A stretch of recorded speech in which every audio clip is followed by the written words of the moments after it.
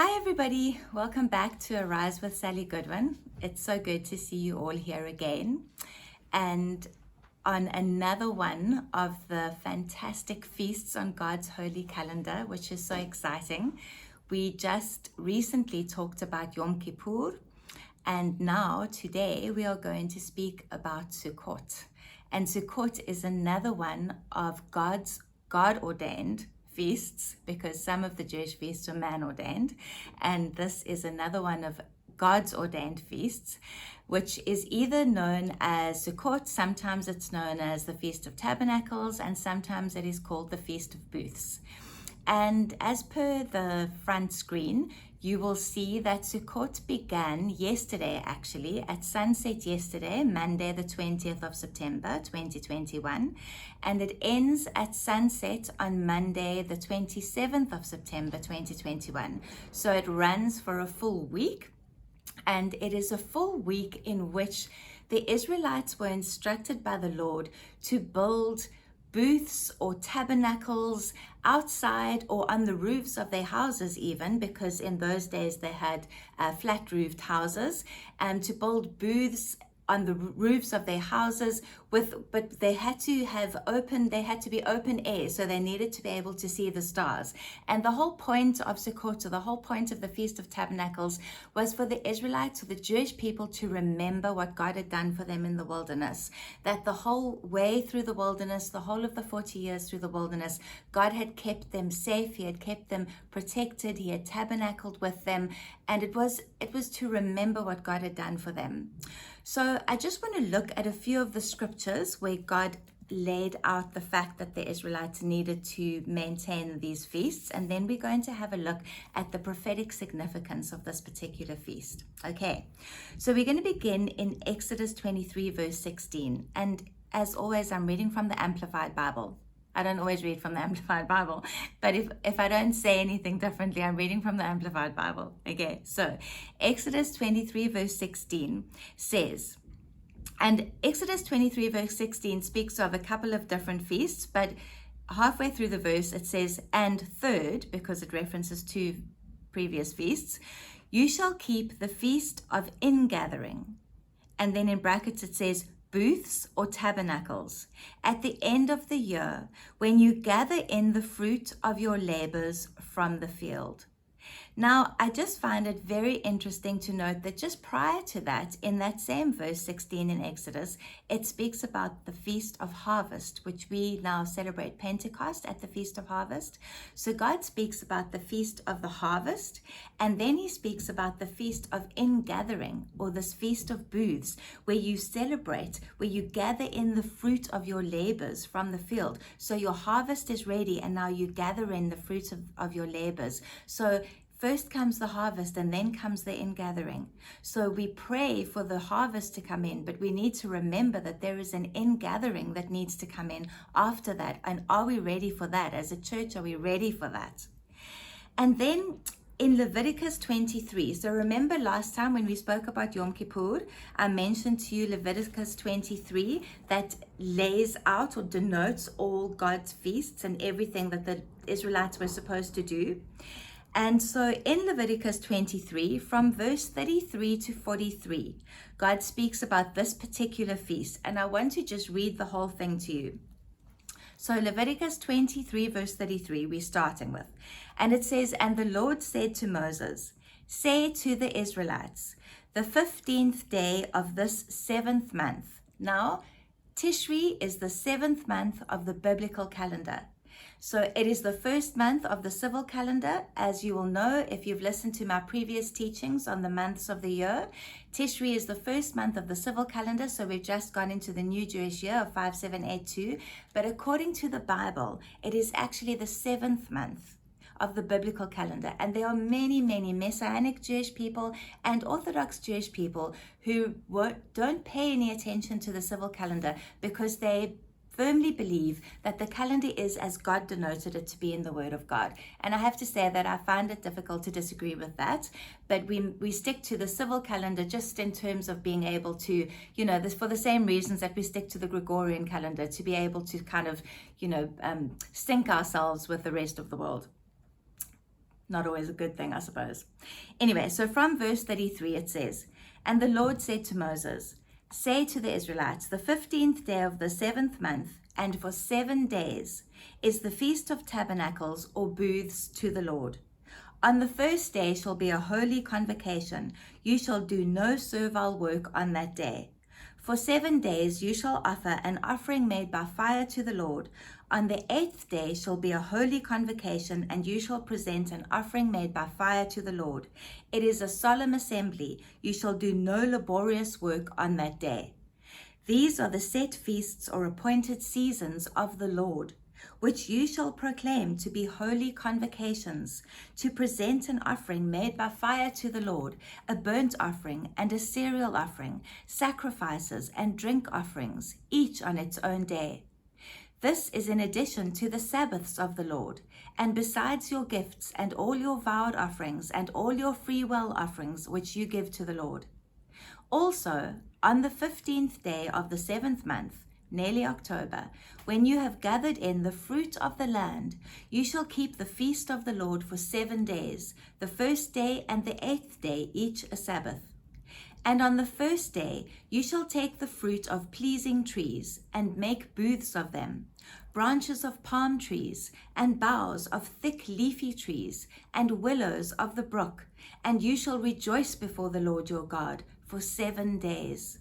You shall keep it as a feast to the Lord for 7 days in the year, a statute forever throughout your generations. You shall keep it in the 7th month. You shall dwell in booths, shelters for 7 days. All native Israelites shall dwell in booths, that your generations may know that I made the Israelites dwell in booths when I brought them out of the land of Egypt. I am the Lord your God." Thus Moses declared to the Israelites the set or appointed feasts of the Lord. Isn't that amazing? It was actually a week set apart for the Israelites to remember what God had done for them in the wilderness. It started with a Sabbath and ended with a Sabbath, and it was a week of feasting. It was a week to build booths out of the branches of trees, willow trees, palm trees, and to live under them, where they could lie in the evenings and look up at the stars and remember what God had done for them in the desert. Going on from there, I want to have a look at Deuteronomy 16. So the Feast of Tabernacles, or Sukkot, the Feast of Booths, is referenced in different places in the Old Testament. Obviously, it's referenced in Exodus, it's referenced in Leviticus, it's referenced in Numbers, it's referenced in Deuteronomy, and all the places where God is laying out the feasts or laying out the laws for the Jewish people. This Feast of Tabernacles is referenced, and it's referenced from different perspectives each time, but it's always there. But in Leviticus, it speaks about how it is for the Israelites, and it speaks about how it is a statute forever. And remember how I was saying to you when we spoke about Yom Kippur, I was saying to you how it's not that we take these things on as believers, as people who believe in Jesus Christ the Messiah. It's not that we take these feasts on as law and we bring ourselves under the law. It's that we are grafted in, and we believe that God has a holy calendar, and that He works and moves and does things according to a holy calendar. And that if we pay attention, if we are aware of the times and the seasons, as He states in the Bible that we should be aware, that He will reveal things to us and He will show us things, and we will learn things that we might not have known otherwise. So we learn these things and we pay attention to these things because we don't want to miss out what God is doing. Okay, so if we go to Deuteronomy 16. Now, Deuteronomy 15, which I find quite interesting, it speaks about the Shemitah year. Now, remember last time in the Yom Kippur teaching, I spoke about the Shemitah year, so we are in a Shemitah year. And if you are interested in finding out more about the Shemitah year, it is in Deuteronomy 15, where it speaks about that every 7th year is a Shemitah year in Israel, and it is a year of rest and release, where the lands are allowed to lie fallow, where debts are forgiven, where slaves are released. A very significant, important year in God's calendar. And there were many things that happened because that Shemitah year was not wasn't adhered to, it wasn't followed. And then in Deuteronomy 16, verse 13 to 15. Deuteronomy 16, verse 13 to 15. It says, "You shall observe the Feast of Tabernacles or booths for 7 days after you have gathered in from your threshing floor and wine vat.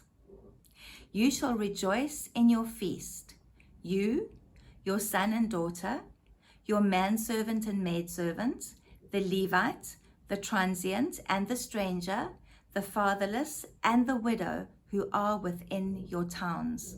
For 7 days you shall keep a solemn feast to the Lord your God in the place which the Lord chooses, because the Lord your God will bless you in all your produce and in all the works of your hands, so that you will be altogether joyful." Isn't that amazing? So basically what God is saying is that you will gather in everything from your threshing floor and from your wine vat, and then you will rejoice in your feasting time for those 7 days. And he speaks about how you will rejoice in it with your son and your daughter, but not only that, with your manservant and your maidservant, but not only that, with the Levite, the priests who got no inheritance, remember? Not only that, with the transient, the person passing through, with the stranger, the one you do not know, with the fatherless, with the widow. It speaks of a spirit of generosity. It speaks of the fact that once you have gathered in your harvest, once you have brought in gathered the fruit of your labors, you will then share the fruit of those labors with all of these people, and you will be altogether joyful. That's what it says here. You will be, the Lord your God will bless you in all your produce and in all the works of your hands, and you will be altogether joyful. So, not only do you build a structure, something that is temporary, that couldn't withstand any kind of weather. It's made out of the branches of trees. It's made out of palm leaves. It's made out of willow leaves. Okay? You build this temporary structure that has an opening so that you can see the heavens, that has no safety or security in it, because only God can be your safety or security, the way he was with the Israelites in the wilderness. Then you have now gathered in your harvest. You've brought in everything that's on the threshing floor. You've brought in everything, all your things that are from your wine vats. You're feasting in this place which has no safety or security for you. And not only are you feasting just with your family, who are your safety and security, but you are bringing in your servants. You are bringing in the strangers. You are bringing in the people who are just passing through. You are bringing in the poor, the widowed, the fatherless. You are sharing what you have. You are putting yourself in a place of transience, of insecurity, of not a safe space. And from that unsafe space, you are sharing everything you have with people who have nothing. Because, and it is a feast, a joyful feast, a celebration. Because at the end of the day, what God was reminding the Jewish people, what God was reminding the Israelites, was that he was their only provider. He was the source of all their provision. He was their only security. He was their only safety. While their ancestors wandered through the desert, only God kept them safe.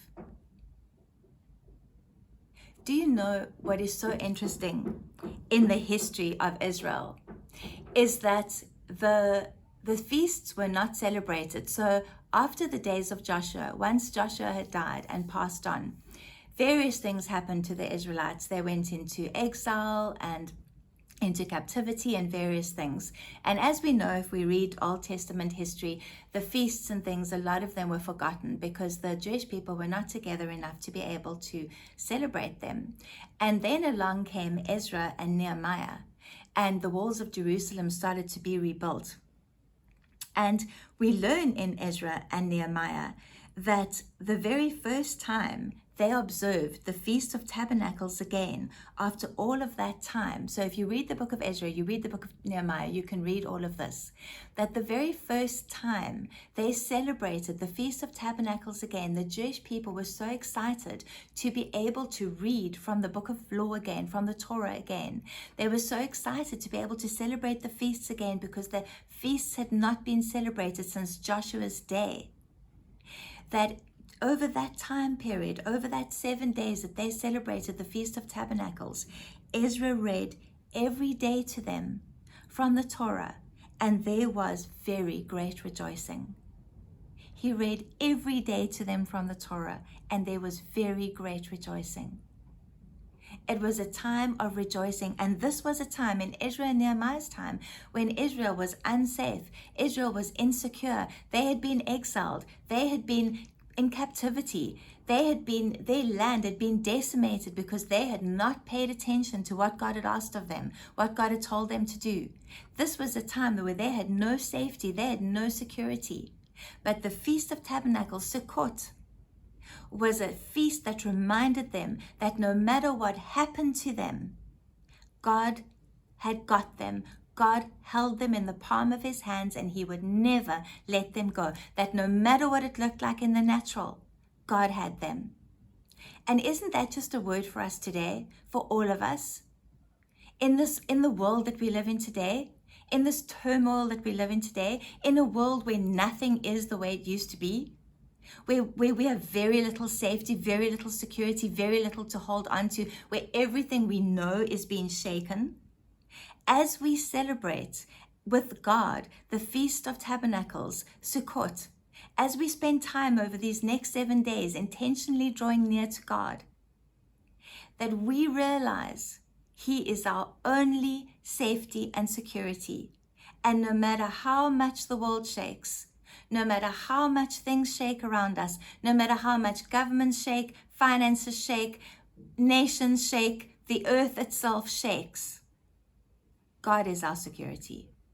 He is our safety. He is our protector. He is our provider. Our faith is in him and him alone. Now, I want to go into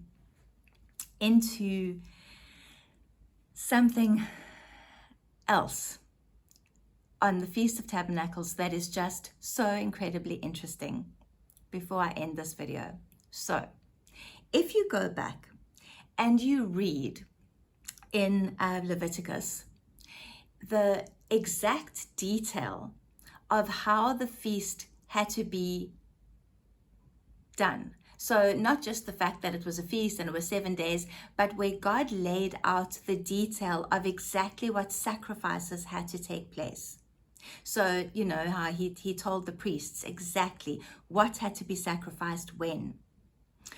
You will find that 70 bulls over the period of time of the Feast of Gathering, the Feast of Tabernacles, over the period of time that this happened, 70 bulls were sacrificed. Now, that number 70 is incredibly significant because 70 is the number for nations. Now, you might ask me, why is 70 the number for nations? 70 is the number for nations because if you go back to Noah, after the flood, when Noah's sons repopulated the earth, there were 70 nations that came forth from Noah and his sons. Before Babel, 70 nations came forth from Noah and his sons. 70 is an incredibly significant number in the Bible. Moses selected 70 elders to speak over the tribes of Israel when it got too much for him, when he couldn't cope with all of the people coming to him with all of their issues. He selected 70 elders to help deal with the different tribes of Israel, and he selected 70 elders from all of the tribes of Israel. He selected 70 elders. After Noah repopulated the earth, there were 70 nations that came forth from the sons of Noah. So the number 70 represents nations. Right for as long as the temple stood on the earth, and the sacrifices were made the way God ordained them in the Bible. 70 bulls were sacrificed over the Feast of Sukkot to represent the 70 nations. The Israelites sacrificed 70 bulls for the 70 nations, not just for their own nation, but for the 70 nations that had come forth from Noah on the earth. Is that not incredible? Now, can we fast forward to the New Testament, where Jesus sent out 70 disciples? In John verse 2, let's just go there very quickly. John verse 2, yes. No, sorry. It wasn't John verse 2, Luke. I'm going to John verse 2 just now. In Luke 10, verse 1 to 2, Luke 10, verse 1 to 2, it says, "Now after this, the Lord chose and appointed 70 others and sent them out ahead of him, 2 by 2, into every town and place where he himself was about to come visit. And he said to them, 'The harvest indeed is abundant. There is much ripe grain, but the farm hands are few. Pray therefore the Lord of the harvest to send out laborers into his harvest.'" Jesus sent out 70. Nothing God does is inconsequential or irrelevant or unintentional. Jesus didn't just pick a number out of nowhere and I'm going to send 70. Jesus knew that 70 nations came forth from Noah's sons. Jesus knew that 70 bulls were sacrificed over the Feast of Tabernacles. Jesus knew that 70 disciples being sent out to gather in the harvest was a prophetic symbol of what was to come. Jesus knew that was done deliberately. He was sending a message. He was connecting everything that had happened in the past with what was happening then and what was going to happen in the future. Let's move ahead to John 2. John 2 tells a story that is well known to all of us. And it is the story of Jesus turning water into wine at the wedding in Cana of Galilee. Now, what some of you might not have known is that when that happened, it was over Sukkot. It was over the Feast of Gathering, or the Feast of Tabernacles, the Feast of Gathering, the Feast of Booths, the Feast of Sukkot. That was when Jesus turned the water into wine. Now, we know, right, that God turns water into wine continuously in nature as the grapes ripen on the vine and then follow the process that turns them into wine. That is God turning water into wine day in and day out as it follows its process, its natural, God-ordained process. So when Jesus turned water into wine, he didn't do something that had never been done by God before. Remember, he said, "I do only what I've seen my Father do, and I say only what I've heard my Father say." Remember that? So he didn't do something he'd never seen God do. He knew that God continuously turned water into wine through grapes. All he did was he stepped into time and he made it happen miraculously faster than it had ever happened before. He turned water into wine like that. It was a time thing. Water into wine was always a God thing. Jesus made it a time thing. So there was so much more than Jesus just showing who he was and what he could do. It was the time of Sukkot, the Feast of Sukkot, the Feast of Tabernacles, the Feast of Booths, the Feast of the gathering in, the ingathering of the harvest, the feast where the 70 bulls were sacrificed for the nations, where Jesus was saying, I can change things in an instant. Where he said to his disciples, when he sent the 70 out, pray to the Lord of the harvest, because the harvest is ready, but the laborers are few. What are the laborers needed for? To bring in the harvest. Can a nation be born in a day? Yes, we know it can. Israel was born in a day. Afghanistan was lost in a day. A nation can be saved in a day, because the Lord of the harvest can step in and outside of time like that.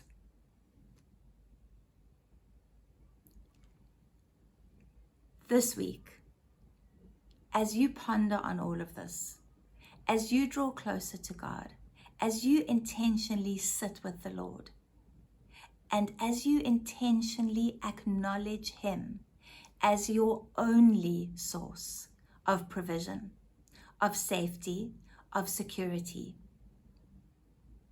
as you let go of everything else that you have faith in, understand one thing, that it is time for the nations to come to Jesus. Every single one of God's holy ordained feasts are threshold times in history. Every time we celebrate or acknowledge or pay attention to a God-ordained feast or time, it is a crossing over into something new, into something else, into something extra, into something that God has. And that pattern of time just keeps on rolling forward. And if we are not paying attention, we just miss what He's doing. And some of us feel like we are sitting still. We are not sitting still. Nothing can make us sit still. Not a government, not a pandemic. Nothing can make us sit still. Not closed borders. Nothing can make us sit still, because God constantly moves forward. It's whether we are conscious of that and moving with Him or not. Are we missing it, or are we catching it? Are we crossing those thresholds as they come up? Are we crossing them, or are we missing them? And if you're like me and you want to be right in the front of what God is doing, don't miss them. Don't miss them. Because now is the time for the nations. Now is the time for the nations. This time next year, the Sukkot, the Feast of Tabernacles, when we look back, Feast of Tabernacles 2022, when we look back at the Feast of Tabernacles 2021, the world is going to look considerably different. And where will you be? Will you be ready? Do you trust in God and God alone? Because He is going to be the only one you can hold on to.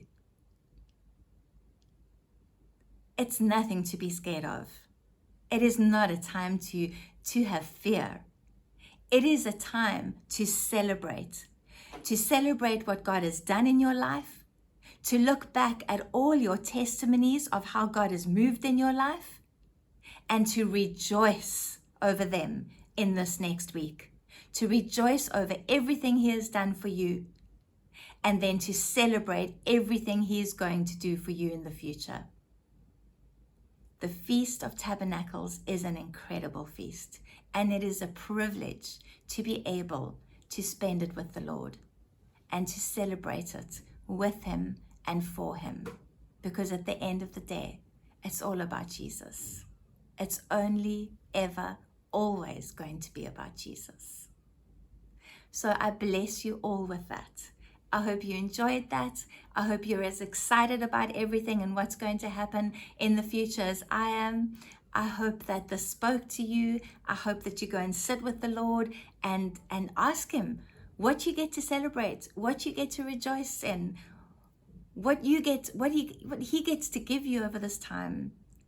Reach out to the poor and the needy. Whatever you have, share it with somebody else, and prepare. Prepare for all the magnificent things that God is going to do. Love you guys. Thank you so much for watching. Appreciate each and every one of you. And I'll see you again soon. Goodbye.